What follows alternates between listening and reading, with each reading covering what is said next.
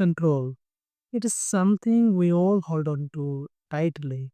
We want to plan, predict, and protect our lives. But the more we try to control, the more we realize how little control we actually have. And sometimes God lets everything feel out of control. So we finally learn to trust the one who truly is. Control is an illusion, but God's grace is real. We like to think control brings peace, but it actually brings pressure.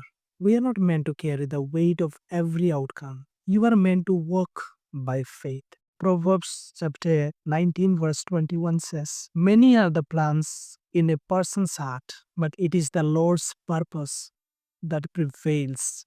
You can plan your path, but God guides your steps. True peace doesn't come from knowing what is next, it comes from knowing who holds next. When you surrender control, you don't lose direction, you finally find freedom. Surrender is not weakness, it is a trust. To surrender doesn't mean giving up, it means giving in to God's will. Psalm 137, verse 5 says, "Commit your way to the Lord.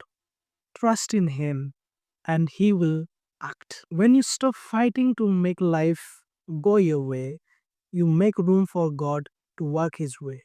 Jesus Himself showed us what surrender looks like. When He prayed in Gethsemane, "Father, if you are willing, take this cup from me, yet not my will, but your will be done." Even Jesus, the Son of God, laid down His will to trust the Father's plan. That's the kind of faith that transforms your life. Surrender changes the way you see everything. When you truly surrender, you stop asking, "Why is this happening?" and start asking, "Lord, what are you teaching to me?" You begin to see delays as protection, disappointments as direction, and closed doors as God's direction. Isaiah chapter 55, verse 8 and 9 says, "For my thoughts are not your thoughts, neither are your ways my ways, declares the Lord. As the heavens are higher than the earth, so are my ways higher than your ways." When you live surrendered,